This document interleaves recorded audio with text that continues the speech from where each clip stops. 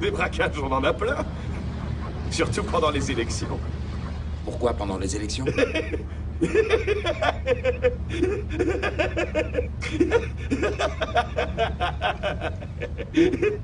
Qu'est-ce que tu crois si tu veux gagner une putain d'élection? Il faut que t'arroses à tous les niveaux.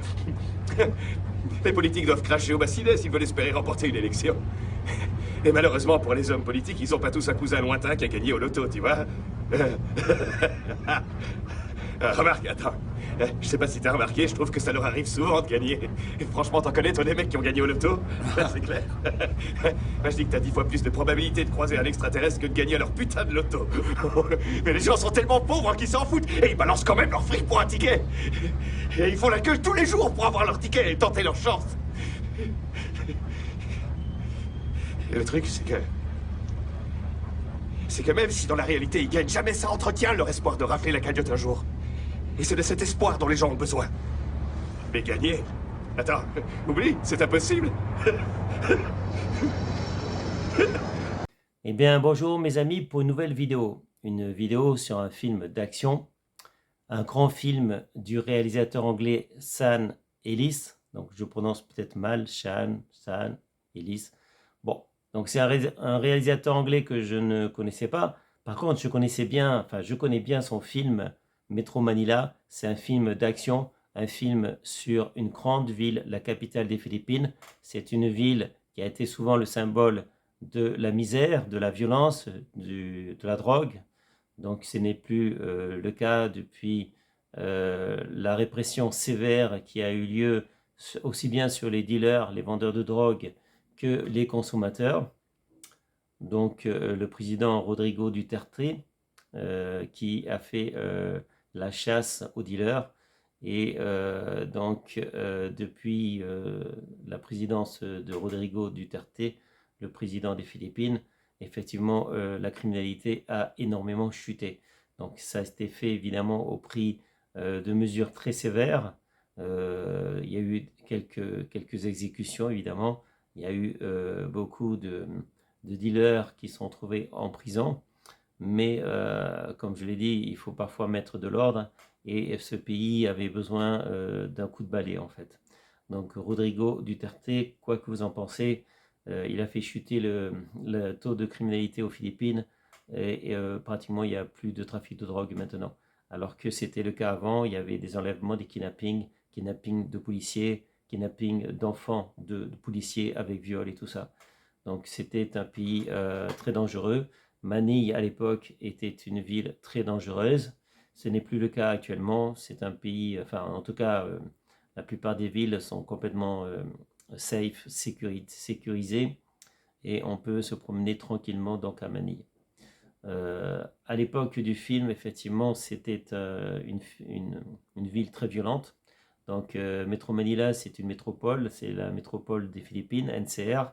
Donc c'est à la fois une région, NCR, mais c'est aussi la capitale des Philippines qui comprend 16 cities, 16 villes qui sont agglomérées avec le temps.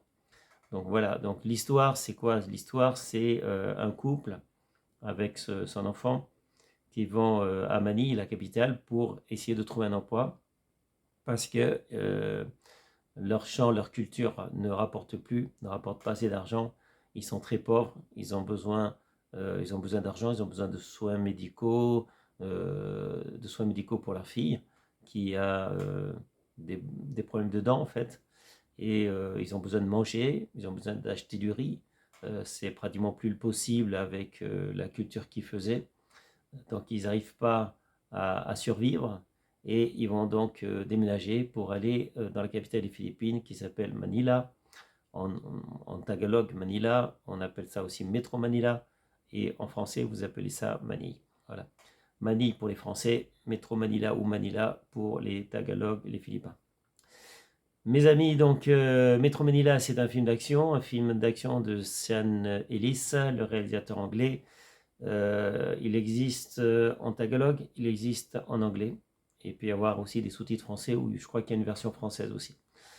Donc je vous conseille de le voir, c'est un film coup de poing, un film donc sur des gens qui sont pauvres, qui vont chercher donc du travail, qui se confrontent à la réalité d'une ville très très dure, puisqu'à l'époque Metro Manila c'est une ville très très dure, tout le monde cherche du boulot, il y a la violence, il y a les meurtres, et effectivement, le personnage principal va trouver un travail.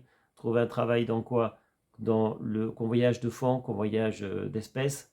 Et c'est un métier hautement à risque, surtout à l'époque, puisqu'il y a beaucoup de braquage, et chaque fois qu'il y a des élections politiques, d'ailleurs, euh, il y a encore plus d'attaques armées, attaques de convoyeurs de fonds, attaques de banques, etc. Il faut savoir qu'aux Philippines, même les McDo sont protégés par des agents de sécurité armés. C'est-à-dire vous avez des agents de sécurité armés un peu partout, que ce soit aussi dans les restaurants, évidemment devant les grandes surfaces, les malls, vous avez la police, vous êtes fouillé. Donc quand vous rentrez dans un mall, il y a 2 files d'attente, une pour les hommes, une pour les femmes. Et avant de rentrer dans un mall, vous êtes fouillé au corps. Vous n'avez pas le droit de rentrer évidemment avec des armes ou avec des couteaux. J'ai essayé une fois de rentrer aux Philippines dans une grande surface, dans un mall avec un grand couteau. Évidemment, les agents de sécurité, la police m'a dit, mais non, il n'est pas question que vous rentrez avec votre couteau ici. Donc j'ai dû le laisser dans la voiture. Voilà, donc si vous avez des armes, si vous avez des couteaux, vous êtes obligé de les laisser chez vous ou dans votre voiture. Mais il n'est pas question de rentrer dans un hôtel, il n'est pas question de rentrer dans un mall, dans une grande surface avec un couteau ou une arme à feu. Voilà, donc ça c'est pour la petite histoire. Sinon, le film, je vous conseille de le voir, c'est un grand film d'action. J'ai déjà parlé de Midnight Express, j'ai parlé de Bogdan Palace, c'est-à-dire Bangkok, elle est simple. Et là, on est encore dans une grande ville, une grande city, la capitale des Philippines, avec des dangers, avec ces convoyeurs de fonds qui méritent leur salaire, le salaire de la peur. C'est-à-dire qu'il y en a beaucoup qui vont se faire tuer, quoi. Et voilà, je ne vous dévoilerai pas la fin, je ne vous spoilerai pas le film. Et je vous conseille vivement de voir ce film. C'est un grand film d'action, mais c'est pas le seul. Il y a d'autres films philippins qui sont à voir. Et j'en parlerai par la suite de films d'action philippins où effectivement il y a du suspense, du drama, ce qu'on appelle le drama du drame, de la violence, des pleurs, de la misère évidemment, et beaucoup d'émotions. Donc vous verrez dans ce film Metro Manila beaucoup d'émotions.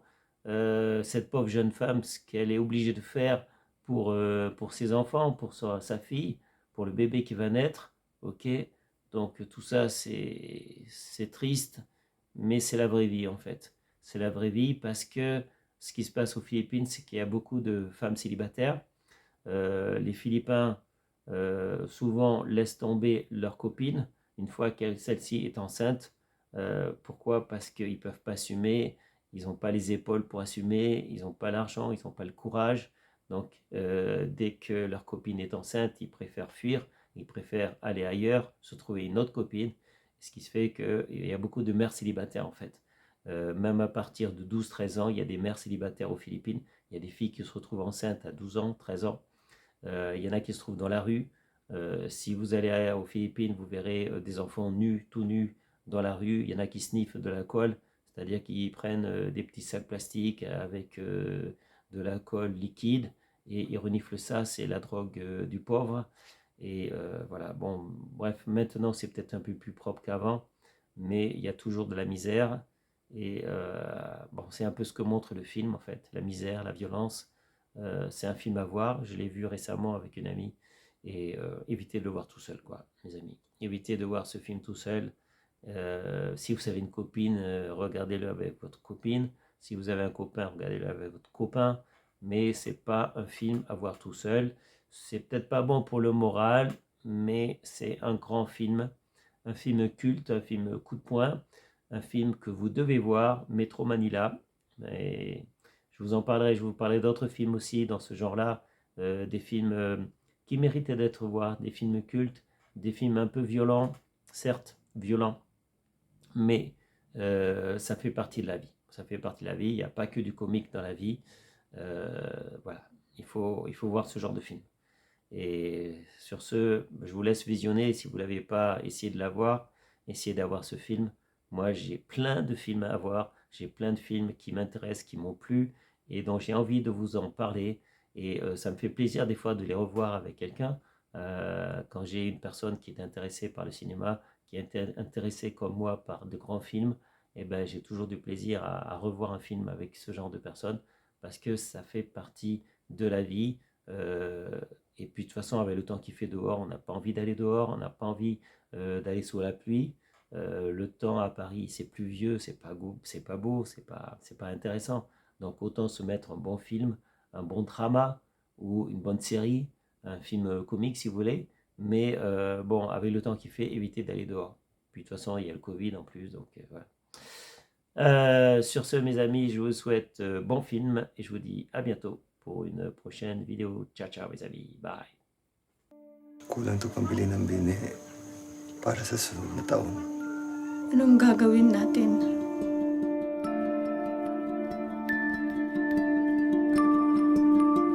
Punta tayo Maynila. Makanap ako ng trabaho doon.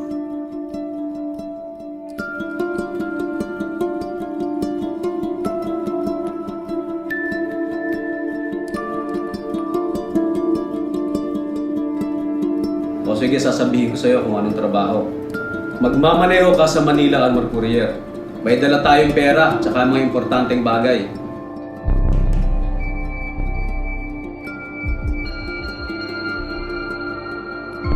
Wala tayong pera. Wala tayong makain. Wala na talaga eh.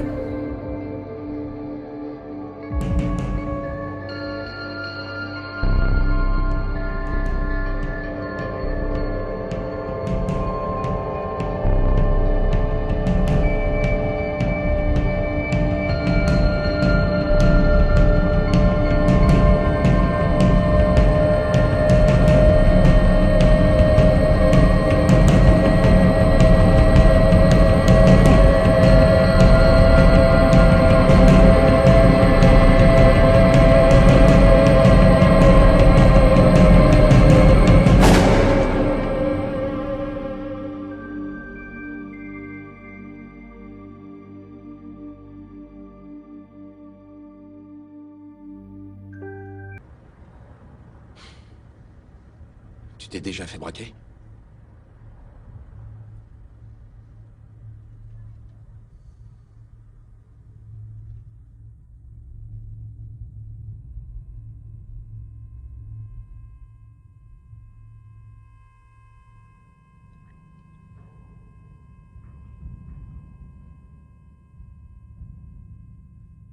Je faisais équipe avec un gars qui s'appelait B-Boy.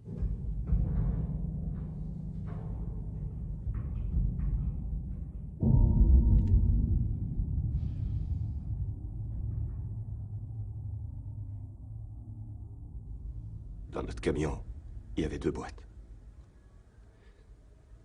Ces pourritures ont voulu ouvrir la première sans clé.